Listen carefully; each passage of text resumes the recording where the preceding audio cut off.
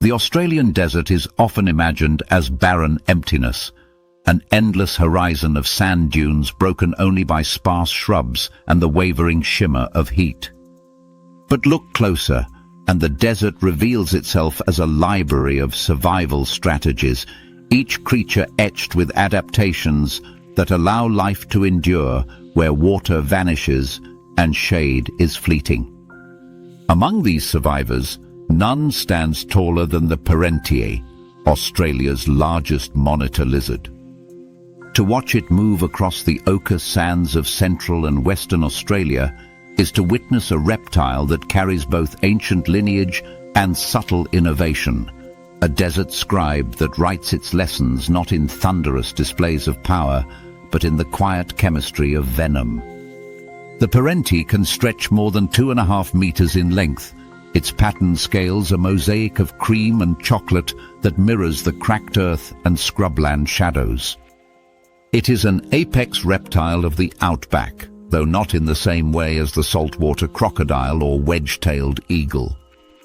The Parentiae does not overwhelm through brute force or sharp talons. Instead, it thrives by being both patient and precise, a creature that knows how to read the desert and leave its mark upon it. When a Parentiae emerges from its burrow at dawn, the desert is still cool. Its body, cold from the night, needs sunlight to ignite its muscles. Like other reptiles, it is a thermoregulator tuned to the environment, shifting between shade and sun to find the exact temperature where its strength is maximized. Too hot, and the desert itself becomes lethal. Too cold, and it cannot hunt. This dance with the sun is as much a part of its survival as its teeth or claws. Thermoregulation defines its daily rhythm, dictating when it will stalk, when it will rest, and when it will vanish beneath the sand once more. But when it does hunt, the Parentiae reveals a secret written into its very bite.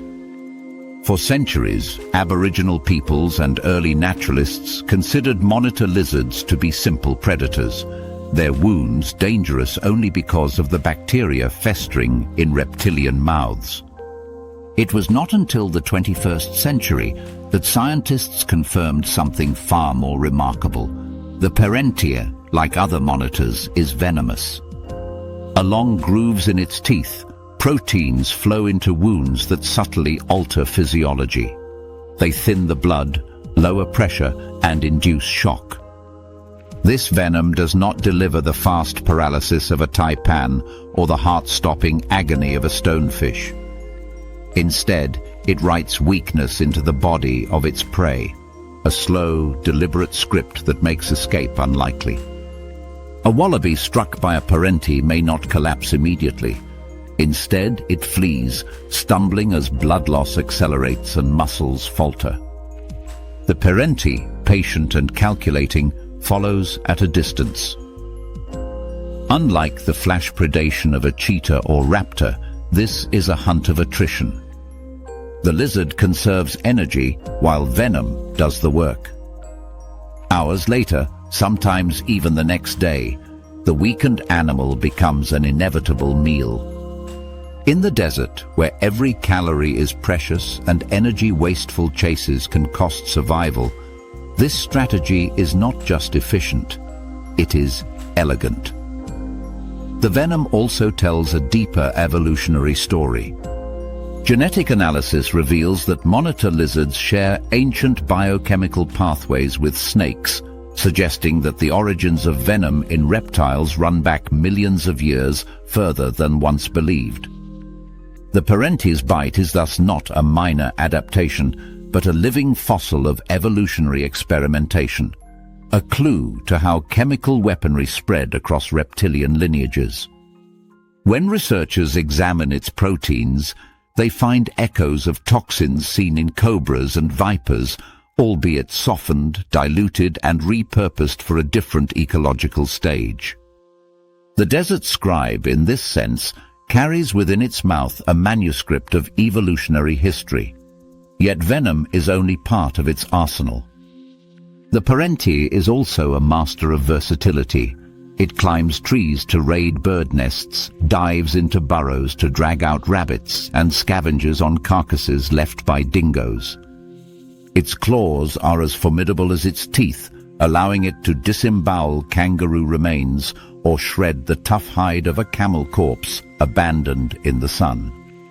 Unlike predators that specialize in one niche, the parenti thrives by reading every line of the desert's script, adapting its behavior to whatever opportunity presents itself. But here too we return to the paradox of its venom. It does not kill outright. It lingers in the background, shaping outcomes rather than dictating them. To describe it as weak misses the point. Its strength lies in restraint. By slowing prey rather than obliterating it, the venom ensures efficiency and conservation of energy. In a landscape where temperatures soar past 40 degrees Celsius and water may be absent for weeks, this subtlety is not a flaw. It is the perfect adaptation for a predator that must endure extremes. The desert itself acknowledges this script. Small mammals recognize the parentia as a shadow to be avoided. Birds mob it when it climbs trees, risking injury to drive it away from vulnerable nests. Even kangaroos, far larger and faster, scatter when its tongue flickers from the grass. That tongue, forked like a serpent's, gathers chemical particles from the air, feeding them to the Jacobson's organ in its palate, a sensory adaptation that allows the parenti to taste the presence of prey long before it is visible. To see a parentia flick its tongue across the desert breeze is to witness a creature reading the invisible ink of its world, following trails we cannot perceive.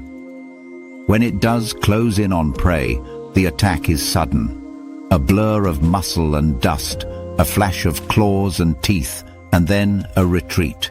Not because the parentia fears reprisal, but because its venom has already begun to write.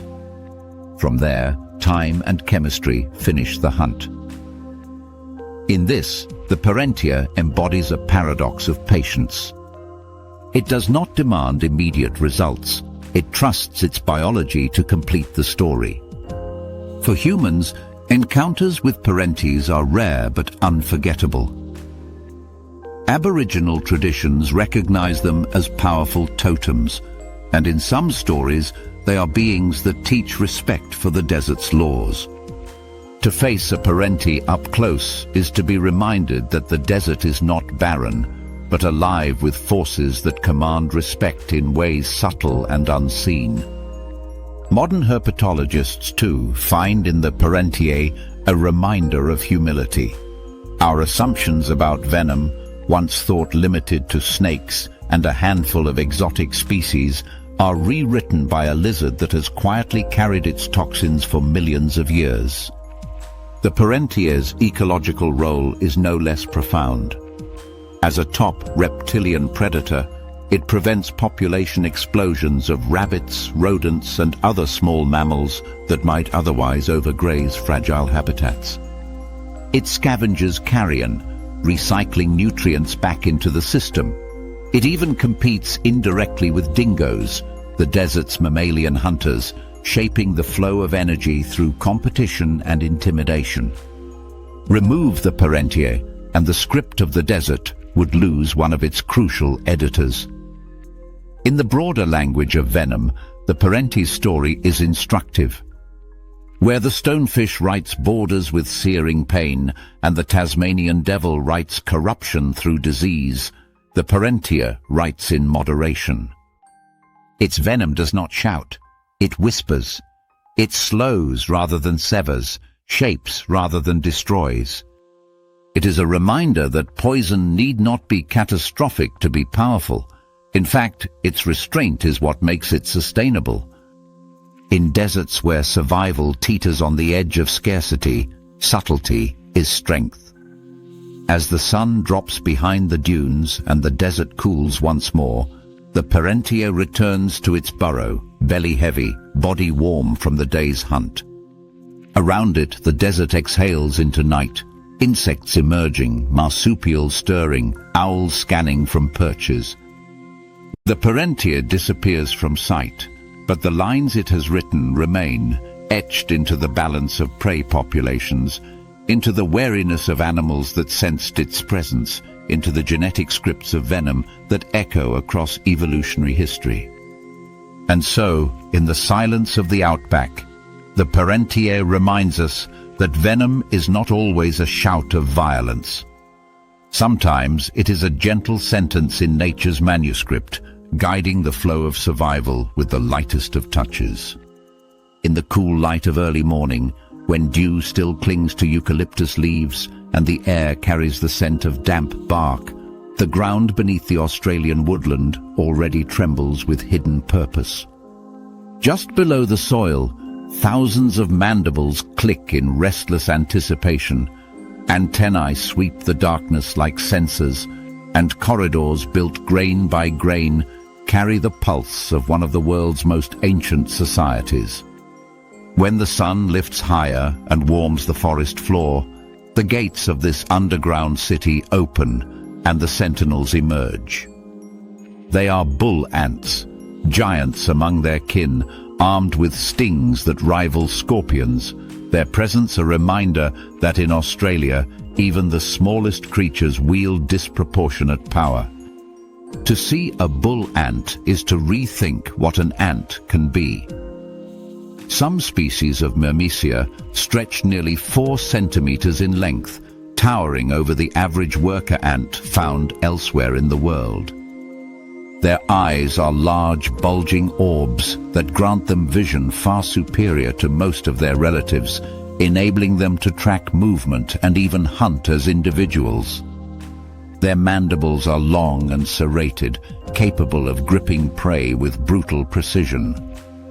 And beneath the smooth chitin of their abdomen lies their defining weapon, a sting that delivers a chemical cocktail strong enough to cause searing pain, violent allergic reactions, and in rare cases, collapse. But unlike the stonefish's venom, which enforces solitude, or the parentiers, which scripts a slow decline, bull ant venom serves a different purpose. It is communication in its most primal chemical form. Each sting does more than disable an intruder. It broadcasts a message, a molecular alarm that rallies colony members into synchronized defense. To be stung by one bull ant is to risk being swarmed by dozens, each guided not only by sight, but by the chemical cues spilled into the air. The venom is not simply poison. It is language. This language is ancient. Fossils show that the bull ant lineage stretches back more than 100 million years, placing them among the earliest branches of the ant family tree. In that time, they have retained traits lost in their modern cousins. Where most ants rely almost entirely on pheromones and collective swarming, bull ants still hunt alone, using their vision and agility to track down insects, spiders, and even small vertebrates. Yet, when danger threatens the nest, their individuality vanishes. The sting transforms them from lone predators into a unified militia. The venom's burn is only the first act. The true power lies in the signal it sends through the colony, a biological alarm system honed by evolution to protect the queen, the brood, and the nest itself. The venom itself is complex. It contains formic acid, the classic weapon of many ants, but also peptides and enzymes that interact with nerve endings, amplifying pain far beyond the scale of the wound. In humans, the effect is immediate, a piercing burn that radiates through muscle, sometimes leading to systemic shock. For predators like echidnas or birds that dare to raid nests, the experience is unforgettable, discouraging repeat attempts. For smaller intruders, the sting is fatal outright. Thus, the venom writes 2 messages simultaneously, one of deterrence to the large and one of destruction to the small. Both serve the same end, preserving the colony. To watch a bull ant colony in defense is to witness choreography without a conductor. A foot brushes near the entrance, and within moments, soldiers pour out, their antennae raised, mandibles agape. They do not swarm aimlessly. Each sting delivered sharpens the chemical signal, pulling more defenders into battle. Within minutes, an invisible perimeter forms around the nest, enforced not by walls or barricades, but by the shared chemical vocabulary carried in venom. It is a living border, expanding and contracting as the colony's threat assessment changes. This chemical script extends beyond defense. Researchers have discovered that bull ant venom plays a role in intraspecies communication, mediating conflicts between rival colonies. When territory overlaps, workers clash. Stings exchanged not only as weapons, but as declarations. This ground is ours. The venom, therefore, is not just pain-inducing. It is territorial ink, written into the soil through repeated encounters until boundaries become established. Over time, these invisible lines shape the distribution of colonies across landscapes, influencing how resources are divided among them. Yet venom alone does not explain their ecological influence. Bull ants are also pollinators, their foraging bringing them into contact with flowers in eucalyptus forests and grassland meadows. Unlike bees, their relationship with plants is opportunistic rather than specialized, but the outcome is similar: pollen moved from bloom to bloom, seeds given a chance to flourish. This dual role, predator and pollinator, warrior and courier, makes them keystone players in ecosystems often overlooked. Without them, populations of smaller insects might surge unchecked, and certain plants might lose crucial partners in reproduction. But it is their venom that anchors them most firmly in the imagination. For humans living alongside them, bull ants are unavoidable hazards. Their nests often sit in open ground, sometimes near homes or trails, and their large size makes them impossible to ignore. Farmers, hikers, and children learn quickly that curiosity or carelessness is punished with pain out of all proportion to the ant's size. Some individuals develop allergies so severe that a single sting becomes life-threatening. In this way, bull ants exert a subtle influence on human behavior as well, teaching avoidance, caution, and respect. They rewrite our own movements in the landscape, just as they do for other animals. Here, the paradox becomes clear. The venom of bull ants is not a weapon in the conventional sense. It does not serve primarily to kill prey, nor to dominate through overwhelming lethality. Instead, it functions as a coded broadcast, a colony-wide command script. One sting calls others to arms, one defensive act becomes many. The pain is intense because the message must be clear. Ambiguity is dangerous when the survival of thousands rests on instantaneous reaction. In this light, the venom is not cruelty, it is clarity. Evolution has tested this script for millions of years, refining it through trial and error. Colonies that responded too slowly were lost to predators or rivals. Colonies whose stings failed to deter intruders saw their brood consumed. Only those whose venom delivered unmistakable signals persisted. Today, the bull ant remains one of the most fearsome insects in Australia. Its reputation earned not just by chemical potency, but by the precision of its messaging. Yet, as with all venom systems, there is more to discover. Some peptides in bull ant venom show potential for use in medicine, particularly in modulating immune responses and pain receptors. Once again, what evolved as a line of defense may, in human hands, become a source of healing. The paradox is complete. What burns in the woodland could soothe in the clinic.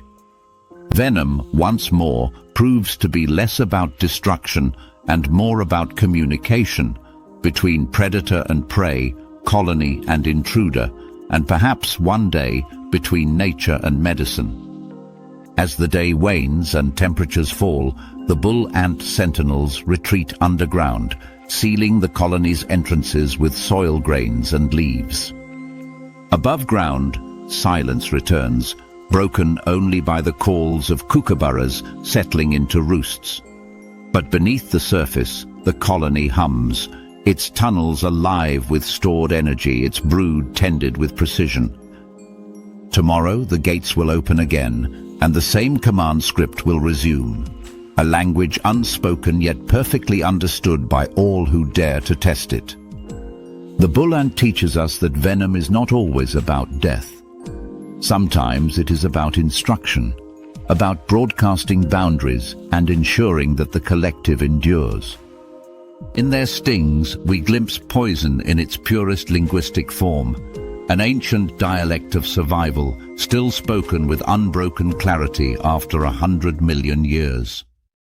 Beneath the glittering surface of Australia's northern coasts, where sunlight fractures into shifting mosaics across the seabed, lies a world that seems tranquil at first glance. Coral outcrops bloom in pinks and yellows, shoals of damselfish scatter in unison, and soft currents carry the whispers of sand. Yet in this bright stage of life, where every rock and crevice is claimed by some hidden tenant, there lurks an organism that embodies contradiction itself. A fish so still it seems more like stone than flesh, yet carrying a chemical arsenal capable of rewriting the rhythm of a human heartbeat in seconds. This is the stonefish, a creature that demonstrates one of evolution's most enigmatic strategies. Unlike sharks that patrol with menace or moray eels that snap with visible aggression, the stonefish is a paradox of invisibility. Its body is lumpy, warty, mottled with algae-like skin that blends seamlessly with coral rubble. To the untrained eye, it is a dead rock scattered among many. Divers often pass within arm's length, their gaze sliding across it as if it were inanimate. This camouflage is not just survival art, it is nearly perfect, refined over millions of years, until the distinction between predator and landscape dissolves entirely. And yet, behind this stillness lies one of the most potent biochemical cocktails known in the animal kingdom.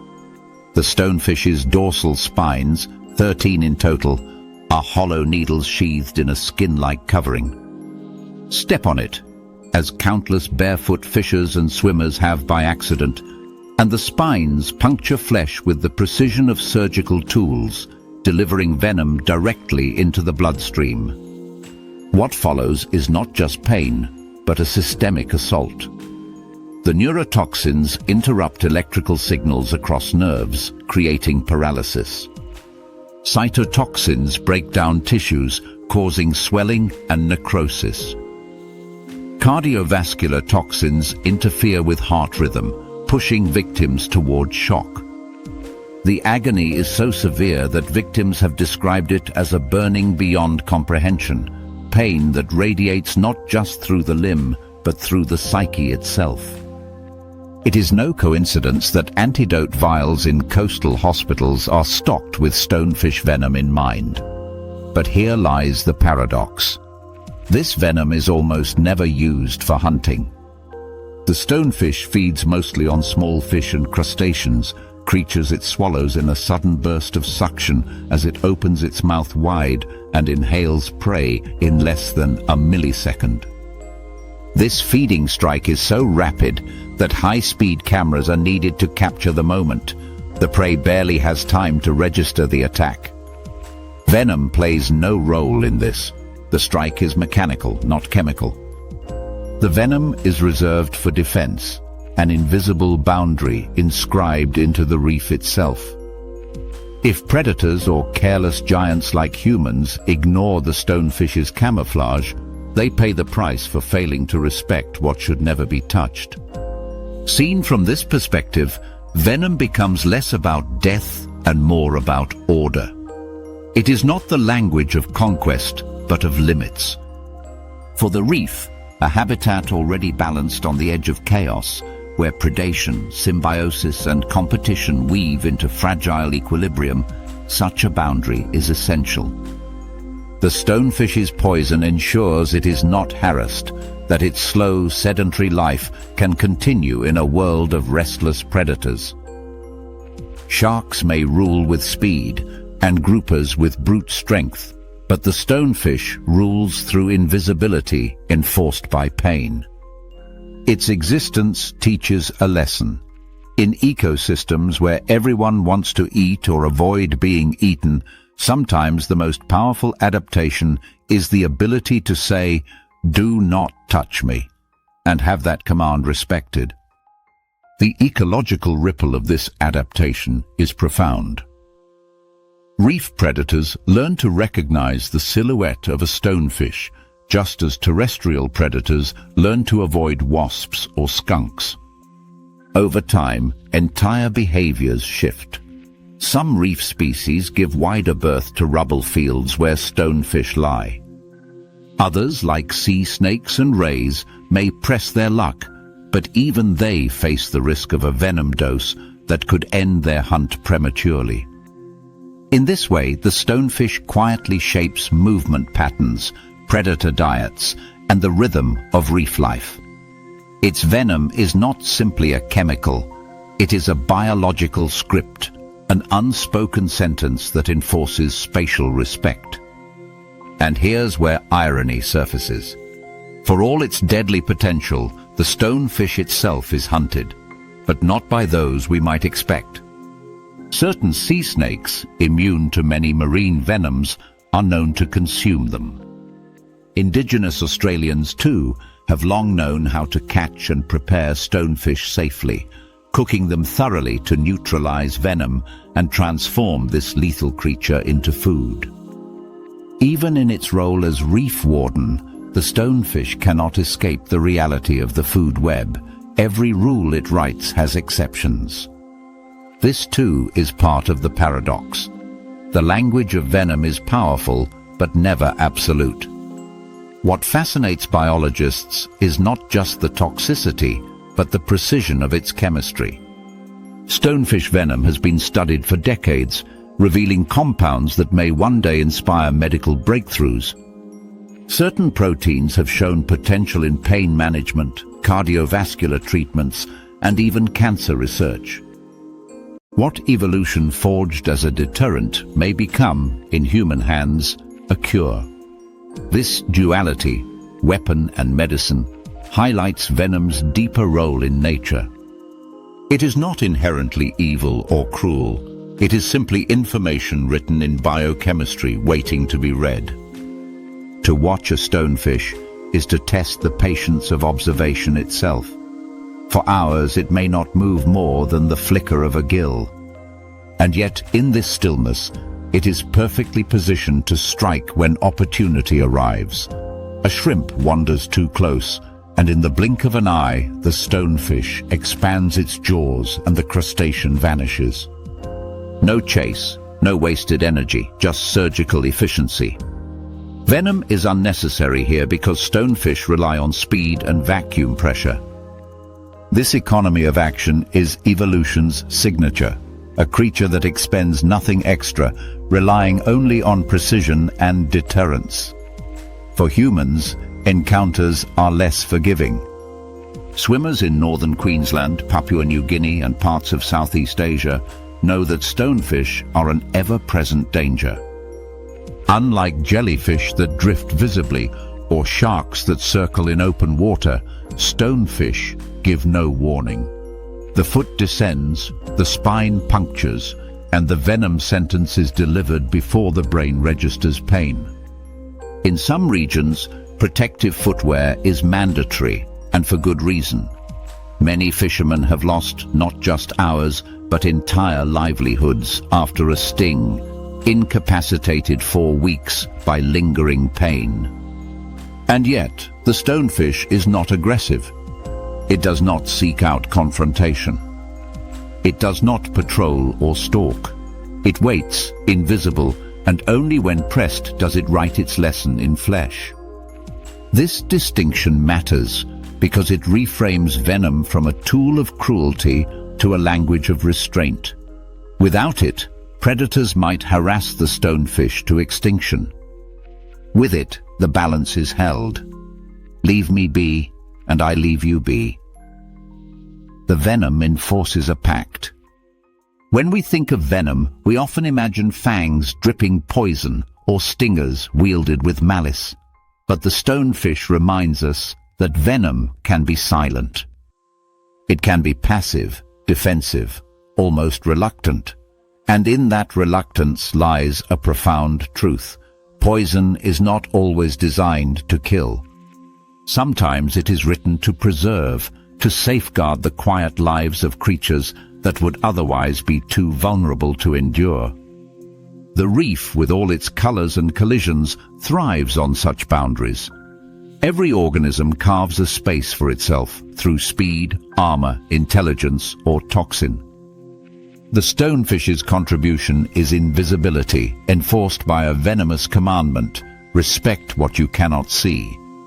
And so, as the tide shifts and waves scatter sand across the seabed, the stonefish remains still, a living punctuation mark at the end of the reef's sentence. It does not speak aloud, but its message is unmistakable. In this ocean, survival is not just about who eats and who is eaten, it is about who can write the rules of engagement. And the stonefish, silent as stone, writes those rules in venom. The forests of Tasmania hold a sound unlike any other. At night, when the undergrowth stirs with wallabies and the moonlight sifts through eucalyptus canopies, a guttural cry pierces the darkness, a raw, rasping scream that carries the weight of something older than the forest itself. It is not the roar of a predator asserting dominance across territory, nor the chorus of birds calling to mates. It is the voice of the Tasmanian devil, a creature whose very name hints at its place in human imagination.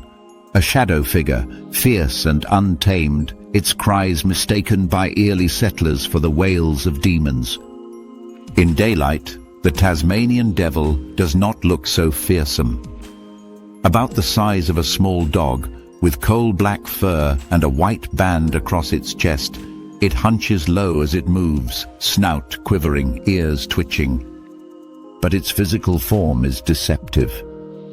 Beneath that compact body lies a jaw built for destruction. Relative to its size, the Tasmanian devil has one of the strongest bite forces of any mammal on Earth.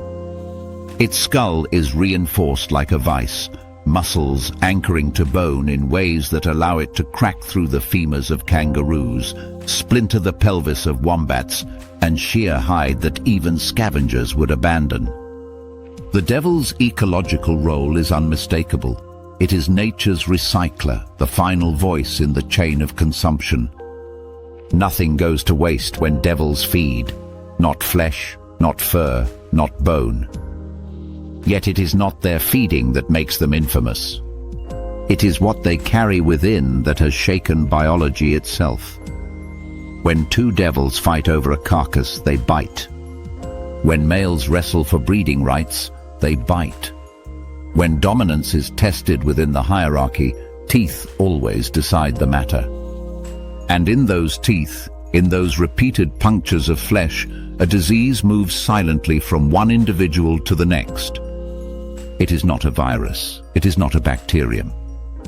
It is cancer, a transmissible, living cancer cell that passes like venom from one host to another, embedding itself into new tissue and growing into grotesque tumors that disfigure faces and throats. This disease, known as devil facial tumor disease, is one of only a handful of transmissible cancers known in the natural world. Unlike toxins that burn and fade, this corruption lingers, multiplies, and eventually consumes its host. Here, the paradox of venom takes a darker shape. The stonefish's sting is swift, a command for distance.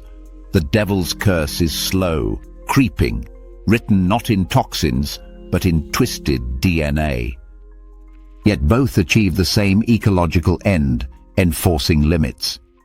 For the Tasmanian devil, this poison in behavior may be nature's answer to an unchecked survivor. Before the spread of the disease, devils were thriving, sometimes clustering in large feeding groups where multiple individuals converged on a carcass. Their numbers surged in some regions, threatening to collapse food availability and alter the fragile balance of scavenger communities. But with the arrival of transmissible cancer, devil populations fell by up to 90% in some areas. At first glance, this seems catastrophic. But ecologists see a potential pattern: disease acting as a population regulator, preventing the overdominance of one species and leaving space for others, quolls, owls, wedge-tailed eagles, to share in the role of scavengers. What makes the disease so effective is the genetic makeup of the devils themselves. With limited genetic diversity, their immune systems do not easily recognize the tumor cells as foreign. To a devil's body, the invading cancer looks like its own tissue, and so it spreads unopposed. This is venom without venom glands, a weapon carried in the very blueprint of life. Each bite becomes not just an act of dominance or hunger, but a potential death sentence delivered cell by cell. To walk through the Tasmanian bush and witness these creatures is to see resilience stitched with fragility. Devils still fight, still scream, still gorge themselves on roadkill and carcasses left by larger predators. They remain nocturnal phantoms, clearing the landscape of decay. But many now carry the swollen, distorted faces of disease. Tumors make feeding difficult, sometimes impossible, and the afflicted often starve long before the cancer itself kills them. It is a tragedy of biology, yet also a strange continuity of ecological law. Life tests the boundaries of survival, and when one species grows too dominant, balance is restored through forces that may appear cruel, but are consistent with the larger story of ecosystems. Even so, the story is not one of despair alone. Within the very populations ravaged by this cancer, signs of adaptation have emerged. Some devils show genetic resistance, their immune systems beginning to detect and reject tumor cells. A few individuals have even survived infections that would once have been lethal. In evolutionary terms, this is remarkable speed. Within just a few decades, natural selection has begun to write countermeasures into the genome of survivors. The disease is venom, yes, but venom is never final. It is always part of a dialogue between predator and prey, between attacker and defender. In this case, the dialogue is between life and its own corrupted shadow. The forest listens to this dialogue in ways we rarely notice. As devil numbers fell, carcasses lingered longer, providing food for ravens and invasive foxes. Wallaby populations surged in places, their numbers no longer checked by devils scavenging on the young or weak. Vegetation shifted under the pressure of heavier grazing. A single disease, moving through one species, altered the architecture of the ecosystem. Such is the ripple of venom, even when that venom is written in cancer rather than chemicals. It reminds us that no adaptation is isolated. Each one writes itself into the fabric of the environment, changing the fates of many others. What fascinates scientists is not only how the tumor spreads, but how it blurs our definitions of individuality. When a devil transmits the cancer, it is not passing a pathogen, but a living piece of itself, a clone of malignant cells that continue to grow inside another host. In a sense, the original tumor, first born in a single devil decades ago, has never died. It has persisted, body to body, like a ghost refusing extinction. Every infected devil becomes both victim and vessel, carrying forward a biological parasite that is at once foreign and familiar. Few poisons in nature carry this level of irony, life weaponizing its own building blocks to enforce its rules. If venom can be seen as nature's language, then here it is written in the most unsettling script. It does not warn with pain, nor defend with paralysis. It corrupts identity itself, whispering into the body's own cells until they forget who they are meant to be. In this way, the Tasmanian devil becomes not just a scavenger, but a messenger of a deeper principle, that survival is not guaranteed by strength alone. It is mediated by balance, and sometimes balance comes with a price written in flesh. Still, in the chill of Tasmanian nights, when devils gather around the remains of a wallaby, their screams echoing through valleys, there is continuity. They fight, they feed, they endure, and in their endurance they show the resilience that defines life on this continent.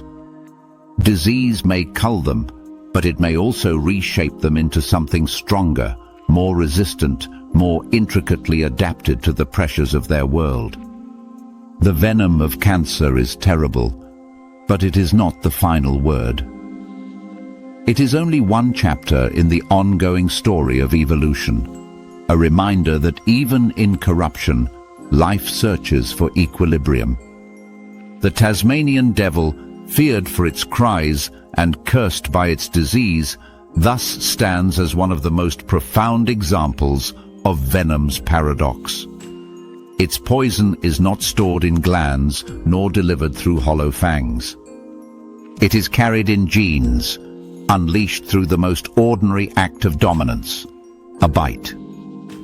In those teeth lies a lesson far greater than the pain they inflict, that survival is not only about consuming, but about enduring what nature writes into the body itself. And so the devils keep writing their chapter in Tasmania's forests, not with ink, but with scars, screams, and the strange script of disease. In their persistence, we glimpse the truth that venom does not always drip, sting, or burn. Sometimes it mutates, spreads, and reshapes the very blueprint of life. In the shaded rivers of eastern Australia, where water runs dark under the canopy of river-red gums, and the surface shimmers with the darting of dragonflies, an animal surfaces that seems to belong to myth more than biology. With the flat bill of a duck, the tail of a beaver, and the fur of an otter, the platypus has baffled observers for centuries. When specimens first reached Europe, naturalists suspected a hoax, a Frankenstein's patchwork stitched together from spare parts. Yet the platypus is no joke of evolution. It is a masterpiece of adaptation, and hidden within its awkward appearance lies one of the rarest secrets in the mammalian world, venom. To watch a platypus in its element is to witness contradiction smoothed into grace. With a flick of its tail, it glides silently through freshwater pools, its dense waterproof fur insulating it from cold currents. Eyes and ears shut tight, it hunts underwater not with sight or sound, but with electroreception. Its bill, soft and pliable, bristles with thousands of receptors capable of detecting the faint electrical impulses produced by the heartbeat and muscle contractions of small crustaceans, worms and insect larvae hidden beneath mud and stone. In this way, the platypus turns darkness into a map, reading the hidden signatures of life with exquisite precision. Its daily rhythm is gentle, surfacing for air, diving for food, retreating to a burrow carved into the riverbank. It seems almost harmless, an animal content to live unnoticed, threading a quiet existence between land and water. Yet for the male platypus, the breeding season transforms this peaceful creature into a rival armed with a weapon as unusual as its appearance. On its hind legs, tucked just above the ankle, lies a sharp spur connected to venom glands that swell during the mating months. With these spurs, males battle each other in the water, grappling and kicking, injecting venom into their opponents. The result is excruciating pain, swelling so intense that even large predators can be incapacitated, and lingering sensitivity that can last for weeks. This venom, unlike that of the stonefish or bull ant, is not meant for hunting or even defense against predators.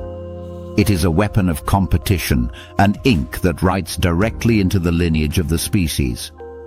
Victorious males secure access to females, passing on their genes, while those stung into submission are pushed aside. The venom is, in effect, a biological vote, deciding who among the males earns the right to reproduce. In this paradox, poison becomes less a tool of survival and more a tool of sexual selection, shaping the future of the species not by chance, but through chemistry. The venom itself is a complex blend of peptides and proteins that attack nerve endings, triggering pain pathways with brutal efficiency. In humans unlucky enough to be spurred, usually when attempting to handle a male platypus, the pain has been described as so severe that even morphine offers little relief. Unlike snake venom, it rarely kills, but its intensity is unforgettable. Scientists studying the compounds have discovered molecules capable of targeting ion channels in nerves, opening pathways for potential medical research in pain control. Once again, evolution's deterrent becomes humanity's inspiration. What makes this adaptation remarkable is its rarity. Out of the thousands of mammal species on Earth, only a handful produce venom. The platypus stands alongside the slow loris and a few shrews as one of evolution's rare mammalian chemists. Why venom should emerge in a creature that already possesses electroreception, waterproof fur, and a semi-aquatic lifestyle is a mystery. The most likely answer lies in competition. In ecosystems where food is abundant but mates are limited, selection pressures often favor displays of strength. For the platypus, venom became a way of amplifying strength, a shortcut to dominance. Where antlers or tusks define battles among deer and elephants, venomous spurs serve the same role in this river dweller. The ecological consequences ripple outward. Rivalries between males regulate population growth, preventing any single lineage from overwhelming the delicate balance of resources in a given stretch of river. Females choosing mates indirectly through these contests ensure that only the strongest, or at least the most chemically armed, pass on their genes. In this way, venom operates not as destruction, but as a guiding line in the manuscript of evolution, keeping chaos contained through rivalry rather than indiscriminate violence. Even predators learn caution. Though birds of prey, snakes, and even crocodiles may attack platypuses, most encounters end quickly when spurs are deployed. A raptor may seize a platypus, only to release it mid-air as the venom begins to burn. Dogs, too, have been incapacitated by encounters, left whimpering by pain that outlasts the wound. The message is unmistakable. Even small mammals can wield disproportionate power. In the broader narrative of the Australian wilderness, where jellyfish drift with invisible venom and spiders lie in wait with neurotoxins, the platypus is a reminder that Noniche is immune from the script of poison. To the untrained eye, a male platypus sparring during breeding season may look clumsy. They roll and splash, bodies tangling in the water, hind legs thrashing as they try to drive spurs into each other's flanks. Yet beneath the chaos lies precision. The spurs strike with purpose, aimed at incapacitating rather than killing. Battles rarely end in death. Instead, they conclude with one male withdrawing, weakened, his chances of reproduction cut off for the season. The victor, meanwhile, secures his place in the genetic future, his venom having written its verdict into the body of his rival. This restraint is part of the paradox. Unlike snake or spider venom, which often carries the finality of death, platypus venom is temporary. Its purpose is not to destroy, but to influence outcomes. In this, it aligns more with the parentia's strategy of weakening prey than with the stonefish's lethal deterrent. But while the parentia's venom shapes survival across species, the platypus's venom is turned inward, shaping its own lineage. It is a rare case where poison serves not as an ecological boundary, but as a reproductive compass. For biologists, the platypus embodies a challenge to our categories. It lays eggs like a reptile, yet nurses its young with milk. It navigates like a fish, yet breathes like a mammal. And in venom, it bridges another divide, carrying a weapon more often associated with snakes and insects. Each of these contradictions is not chaos, but coherence. The platypus survives precisely because it has combined strategies from across the evolutionary spectrum. Its venom, far from being an anomaly, is simply one more line in its intricate script of survival. As evening falls on the river, the platypus retreats to its burrow, the water's surface returning to stillness. Above, fruit bats pass in silent arcs, and the chorus of frogs rises in the shadows. Yet within the earth, the male platypus rests with its venomous spurs folded, ready for the next contest. It carries with it a message older than the riverbanks, older than the eucalyptus that lean over the water, that survival is not only about feeding or defending, but about choosing who carries the torch of life into the next generation. In this way, the platypus transforms venom into something rarely seen in nature, a signature of love and rivalry. Its poison is a sentence in biology's most enduring manuscript, not about death, but about lineage.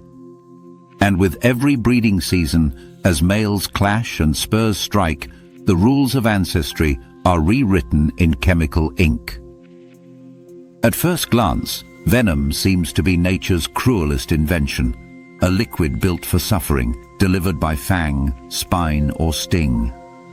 Yet step back, and another picture emerges. Across the coral seas, deserts, forests, rivers, and underground chambers of Australia, venom tells a different story. It is not simply a weapon, nor a tool of indiscriminate destruction. It is a language, complex, ancient, and endlessly adaptive. Each species that wields it writes a different sentence, yet together they compose a manuscript of balance. To follow these creatures is to learn that poison, far from being nature's darkest secret, may be one of its most eloquent voices. On the reef, the stonefish lies motionless, disguised as rubble. Its dorsal spines wait like punctuation marks on the seabed, delivering lessons to the careless. The pain it inflicts is immediate, searing, unforgettable, not because it seeks to kill, but because it must be remembered. The stonefish does not chase prey with its venom. It waits, and when pressed, it commands, "Respect my borders." In that chemical script of agony, the reef learns its boundaries. Predators learn avoidance, humans learn caution, and the stonefish is left to its quiet life, an enforcer of invisible borders. Its venom is less a blade than a fence, one written in pain. Move inland into the forests of Tasmania, and the script changes. The Tasmanian devil does not carry venom glands or spines. Its poison is written in cells, a transmissible cancer that spreads through the intimacy of bites. Where devils fight, disease flows, reshaping populations. At first, this corruption seems purely catastrophic, an ecological tragedy. Yet even this shadow script enforces order. Without it, devil numbers might swell unchecked, over-consuming carrion and suppressing other scavengers. With it, balance is maintained, cruelly perhaps, but effectively. And already nature responds. Some devils are evolving resistance, their genomes rewriting the curse. Here, venom is not chemical, but genetic, reminding us that poison can take the form of life, turning against itself, enforcing rules of survival etched directly into DNA. Cross into the deserts of Central Australia, and the manuscript softens. The parenti, largest of the monitor lizards, does not kill with swift paralysis. Its venom writes weakness. Proteins seep into wounds, thinning blood, lowering pressure, and leaving prey too weak to resist. Unlike the stonefish, it does not shout. Unlike the devil's cancer, it does not consume. Instead, it whispers through the bloodstream, "Slow down." The lizard waits, patient, conserving energy in a land where waste is fatal. This venom is subtle, a gentle line in the desert's harsh script, guiding survival through restraint rather than destruction. It demonstrates that venom is not always about obliteration. Sometimes it is about moderation. In the woodlands and grasslands of the east, the script shifts again. Bull ants, with their towering frames and piercing stings, wield venom as language in its purest form. One sting burns, but more importantly, it calls. Chemical cues spread through the air, rallying colony members into coordinated defense. To be stung is not to face an individual. It is to confront a collective, unified by venom's broadcast. In their world, poison is not about killing prey, nor even deterring predators alone. It is about communication. It is the colony's alarm system, its territorial marker, its shared dialect of survival. Across millions of years, this script has remained unbroken, as precise today as it was when dinosaurs roamed.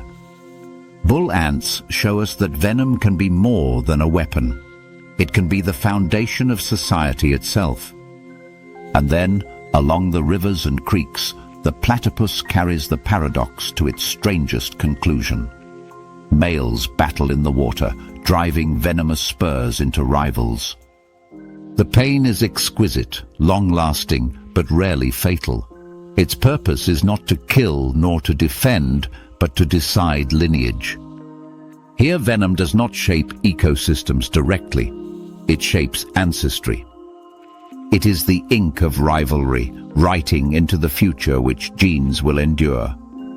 Few other creatures wield poison for love and competition, yet the platypus proves that even reproduction can be scripted in chemistry. Venom here is not about death, it is about inheritance. Taken together, these 5 animals show that venom is far more than nature's weapon. It is order made liquid, balance made chemical. It draws borders in the sea, controls populations in forests, whispers restraint in deserts, rallies armies in woodlands, and decides rivals in rivers. Each sting, bite, or spur is a message, sometimes cruel, often painful, but always instructive. The message is not always meant for us, yet when we encounter it, we too are folded into its script. A fisherman steps on a stonefish and learns caution. A farmer watches dogs felled by a platypus spur and learns respect. A hiker stumbles into a bull ant nest and learns the sharp efficiency of collective defense. In every case, venom teaches boundaries. From an evolutionary perspective, venom is communication encoded in biochemistry. Toxins interact with nerves, blood or tissues, not randomly, but with exquisite precision. They are targeted, specific and effective. A molecular vocabulary honed over millions of years. Some disrupt sodium channels in nerves, others bind to clotting factors in blood, others mimic or block hormones. Each is a sentence, crafted through natural selection to send a message that cannot be ignored. And in this precision lies the paradox. What we call poison may be closer to language, spoken in molecules instead of words. The ecosystems themselves respond to these sentences. Predators learn avoidance, prey adjust behaviors, populations rise and fall, plants gain pollinators or lose grazers. Venom writes itself into the choreography of life, its punctuation marks shaping the dance of survival. Remove venom and the manuscript falters. Without stonefish spines, the reef loses its invisible fences. Without devil tumors, scavenger dynamics shift. Without parenti venom, desert prey outrun their pursuers. Without bull ant stings, colonies fall to predators. Without platypus spurs, reproduction becomes random, lineage unfiltered. Venom is not an anomaly. It is the scaffolding of order. And so, perhaps it is time to reconsider what venom truly is.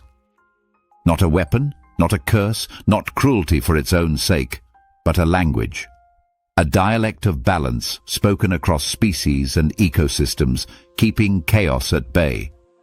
Every sting, every bite, every surge of pain is a sentence in a manuscript too vast for us to fully read, yet clear enough in its intent.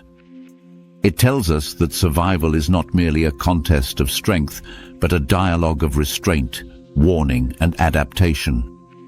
As the sun sets across Australia, from the glowing reefs to the deserts, from the Tasmanian forests to the woodland plains and shadowed rivers, each of these creatures settles back into its rhythm. The stonefish waits unseen on the seabed. The devil prowls the night for carrion. The parentia warms itself on sandstone. The bull ants retreat into their underground cities.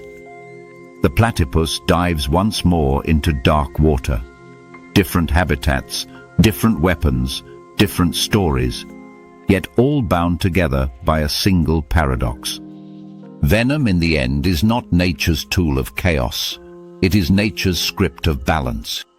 Written in pain, in weakness, in alarm, in rivalry, it keeps life from tipping too far in any direction. To read it is to understand that poison is not the enemy of life. It is one of its most eloquent authors.